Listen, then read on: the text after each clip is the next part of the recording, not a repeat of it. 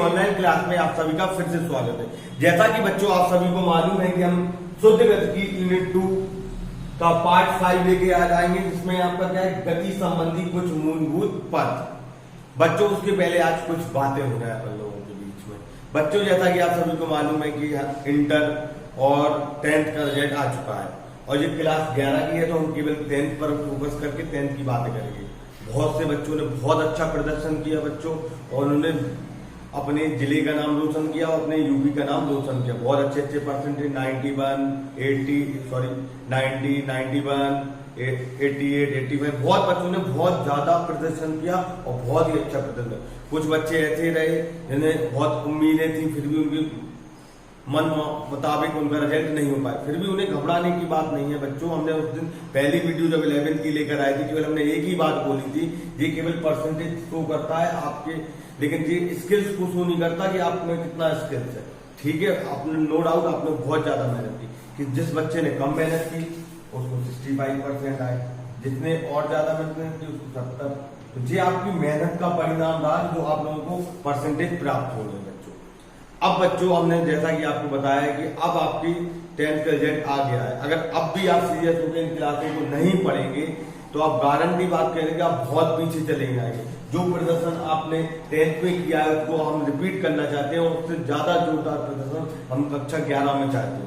और अगर आप वो चाहते हैं कि हम कक्षा 11 में अच्छा प्रदर्शन करें, तो उसके लिए आपको फिर से इसी प्रकार से मेहनत करनी पड़ेगी जब तक स्कूल आपके खुलते नहीं है। ये ऑनलाइन प्लेटफॉर्म ऐसा ही माध्यम रहेगा जिससे आप इसके द्वारा पढ़ सकेंगे और तैयारी कर सकेंगे बच्चों। अब आपको जैसे जो बच्चे पहले जुड़ रहे हैं या जो बच्चे मेरे चैनल को नहीं जानते, तो वो ये सर्च करेंगे साइंस विद आकाश सर। तो ये मेरे चैनल पे है, तो इसको आप सब्सक्राइब कर लेंगे। इसमें कक्षा 11 की पहली यूनिट 1 की हमने पूरी 10 वीडियो डाली है बेसिस के लिए, और ये आज पांचवा पार्ट है, पार्ट 5। इसकी भी वीडियो डली हुई है शुद्ध गतिकी के प्ले लिस्ट में जाके आप तैयारी कीजिए। जो लोग मतलब सोच रहे थे कि हम रिजल्ट के बाद ही पढ़ेंगे, तो अब मौका है। अगर अब भी रुके रहे तो बच्चों, और अब भी सोए रहे, तो फिर ये समझ लीजिए कि जो 10th में उसका उल्टा हो जाएगा आप लोगों का। इसलिए हम नहीं चाहते, इसलिए आप लोग मेहनत कीजिए बच्चों। आप देख रहे होंगे कि हम बात कर रहे हैं गति संबंधी। अब आ जाते हैं अपने टॉपिक पे।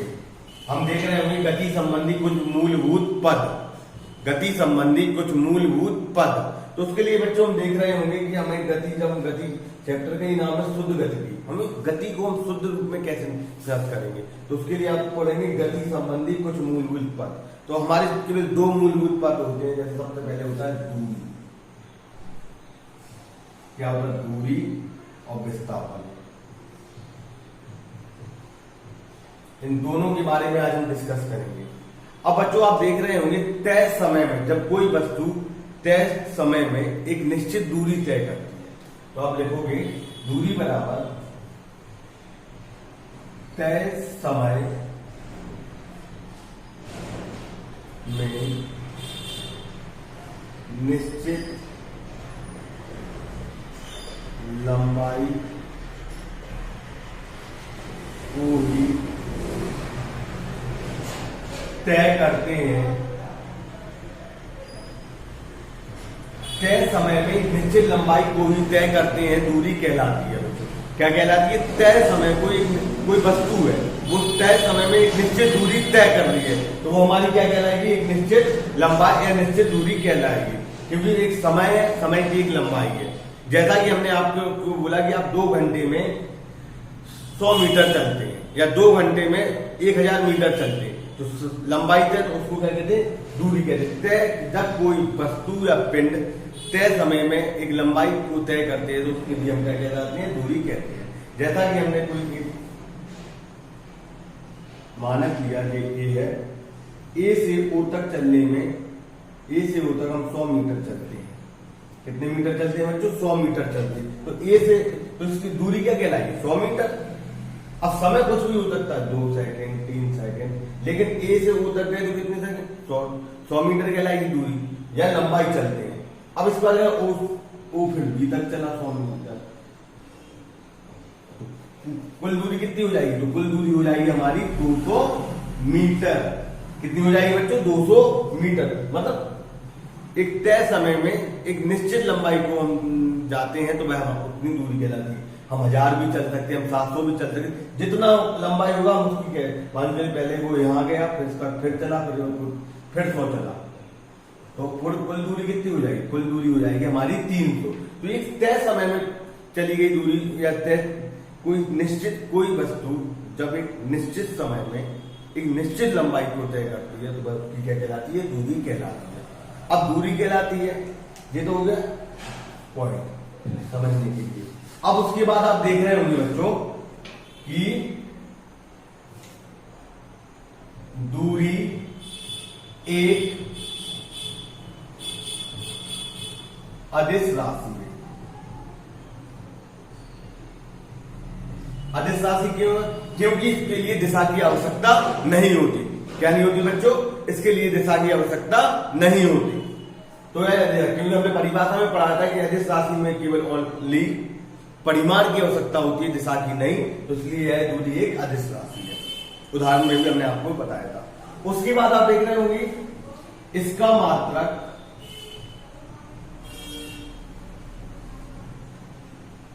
मीटर होता है। एमकेएस पद्धति में पहले चैप्टर में कराया है, प्लेलिस्ट में जाके समझ लेना। एमकेएस पद्धति में इसका मात्रक मीटर होता है।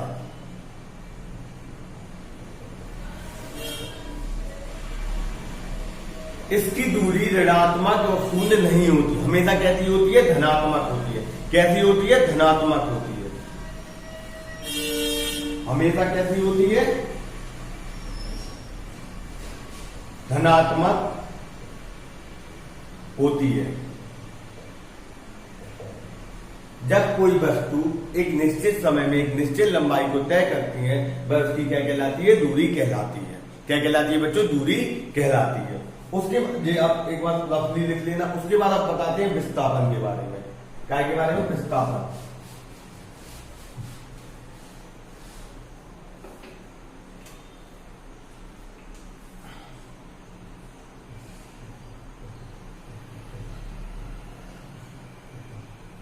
किसी गतिशील, जब कोई गतिशील वस्तु की प्रारंभिक एवं अंतिम बिंदुओं के बीच को हम कहते हैं उसका विस्थापन। किसी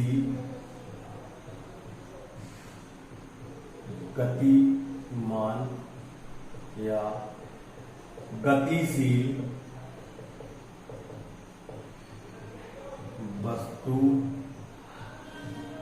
की प्रारंभिक व अंतिम बिंदु के बीच को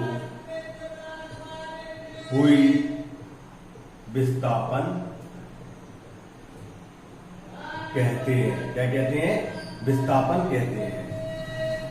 किसी गतिमान या गतिशील वस्तु के प्रारंभिक एवं अंतिम बिंदुओं के बीच को ही विस्थापन कहते हैं। क्या कहते हैं बच्चों? विस्थापन कहते हैं। या कहते हैं वेग परिवर्तन की दर को। हमारा वेग कभी यहाँ था, हम वहां चलेगा उसको, तो वेग परिवर्तन की दर को भी हम विस्थापन कहते हैं। जैसा कि आपने 9th में पढ़ा होगा। हम कहते हैं बहुत इंपॉर्टेंट है। केवल आप ये 2 चैप्टर आपको बेस तैयार करेंगे कि आपको 11th में किस प्रकार तैयारी करनी है बच्चों।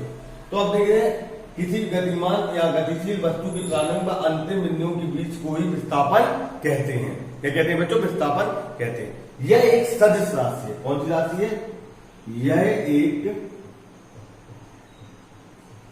सदिश राशि है। यह एक सदिश राशि है। कौन सी राशि है? यह एक सदिश राशि है। इसका मात्रक भी एमकेएस पद्धति में मीटर होता है।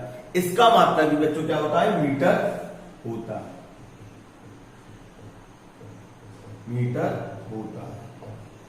इसका मात्रक भी एमकेएस पद्धति में मीटर होता है। क्या होता है बच्चों? मीटर होता है। एक बार इसको रिकॉल करो आप लोग।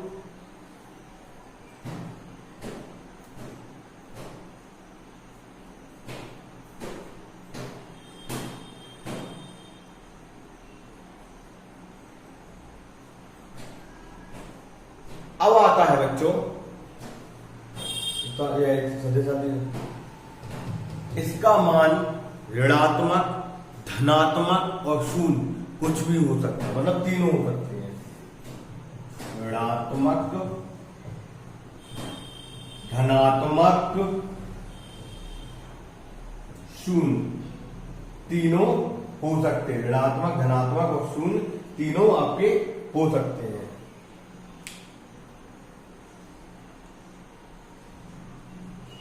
हो सकते हैं। अब आप देख रहे होंगे बच्चों, ये हमने दोनों के बारे में बता दिया। अब पेपर में परिभाषाएं तो आती हैं, लेकिन 11 क्वेश्चन जो आपका 11 में क्वेश्चन बनता है वो इस प्रकार से बनता है।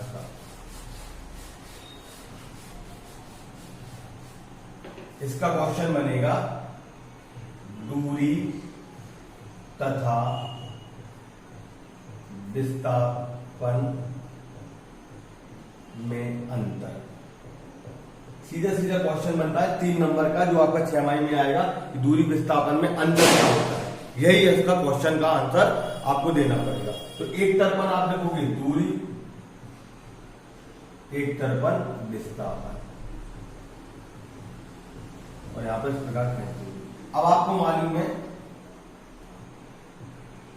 तय समय में लंबाई को ही विस्थापन दूरी कहते हैं। नंबर पॉइंट, इसमें गति, जैसा कि आपको बताया था, गतिमान वस्तु की प्रारंभिक व अंतिम के बीच की दूरी को क्या कहते हैं? विस्थापन कहते हैं। तो सबसे पहले हम दोनों में क्या लिख देंगे? परिभाषाएं लिख देंगे। ठीक है, इसके बाद आप यहां पर उदाहरण लिखेंगे। इसका उदाहरण कोई प्रथम और अंतिम प्लस अपॉन 2, तो जो बीच की दूरी इसकी आ जाएगी। ठीक है, इसमें उदाहरण में आप क्या लिखोगे? 100 मीटर चले तो भाई उसकी दूरी क्या कहलाएगी? 100 मीटर कहलाएगी। उदाहरण आ गया। जो क्वेश्चन कैसे बनता है हम आपको वो बताना चाह रहे हैं। उसके बाद यह कौन सी राशि है? यह अदिश राशि सदिश मात्रक मीटर मीटर, इसका धनात्मक, इसका धनात्मक, ऋणात्मक और शून्य। तो ऐसे हम इनके अंतर ज्ञात कर सकते हैं बच्चों आप लोगों के लिए। एक और बनता है कि इसमें समय के साथ दूरी भी, मतलब समय निश्चित समय में दूरी नहीं बढ़ती है, मतलब समय, लेकिन इसमें क्या जैसे बढ़ता चला जाता है। तो इस प्रकार हम इनको अंतर ज्ञात कर सकते हैं कि पेपर में किस प्रकार क्वेश्चन आएगा। हम आपको वो बताना चाहते हैं कि दूरी तथा विस्थापन में अंतर क्या होता, और इस प्रकार वो अंतर को पेपर में आता है आप लोगों के लिए। अब आप बच्चों इसके लिए, इसके बाद हम देखेंगे अगला एक समान गति और असमान गति। इसके बारे में हम नेक्स्ट वीडियो में लेके आएंगे, क्योंकि हम छोटी छोटी वीडियो बनाए, जिससे आप लोग पहले इसके लिए डेडिकेशन और एक साइकोलॉजी रूप से बना लें कि हम वीडियो कितने पहले आप 10 मिनट की, फिर 15 मिनट, इस प्रकार से हम वीडियो की टाइमिंग को बढ़ाएंगे आप लोगों के लिए। हम ये कहते हैं कि अगर आप लोग अब मेहनत करोगे तो हम आपके साथ अभी भी मेहनत करने के लिए तैयार है। बस शर्त यह है कि आपको रोजीना वीडियो देखने पड़ेंगे, उसके नोट्स बना के हमें टेलीग्राम चैनल पे भेजना पड़ेगा। क्योंकि बच्चों हम जब माने, क्योंकि अभी आप बिल्कुल कर रहा है कि ऑनलाइन ही क्लास ही है, कुछ नहीं होना, ना ऑफलाइन क्लास चल रही, ना विद्यालय खुलने करीब 2 महीने का। अब आपका 10th का रिजल्ट आ चुका है बच्चों, अगर अब भी आप नहीं पढ़ोगे तो आपको बहुत प्रॉब्लम होगी। हमने बताया कि लोग मेरी बात पहले बार मेरे चैनल में जुड़ रहे हैं वो मेरे चैनल को सब्सक्राइब कर लीजिए, बेल आइकन दबा लीजिए, जिससे मेरी रोज वीडियो अपलोड होती रहेंगी। बच्चों याद रखना, मेरी वीडियो हमेशा 4 बजे अपलोड होती है और आपको 4 ही बजे इस वीडियो को देखना है। ओके बच्चों, इसको लिए समझिए, और सभी बच्चों के लिए शुभकामनाएं, बधाई और उज्ज्वल भविष्य की हम कामना करते हैं, जिन्होंने अपने रिजल्ट में बहुत शानदार प्रदर्शन किया है, चाहे हाई स्कूल के हो, इंटर के हो। जिनका प्रदर्शन उसके अनुरूप नहीं रहा है वो और ज्यादा मेहनत करें बच्चों, और तैयारियों को आप बनाएं कि आप जो 10th बने, और जो 10th वालों की जितनी % उससे ज्यादा लाने की कोशिश करें। इसी समय इस वीडियो को हम समाप्त करते हैं। इसके बाद हम नेक्स्ट वीडियो लेकर आएंगे बच्चों। डेली बेसिस में वीडियो आएंगे आप लोगों के लिए। बस बात ये है कि आप लोगों को पढ़ना पड़ेगा बच्चों। इसको स्टोरी उतार लीजिए। ओके बच्चों।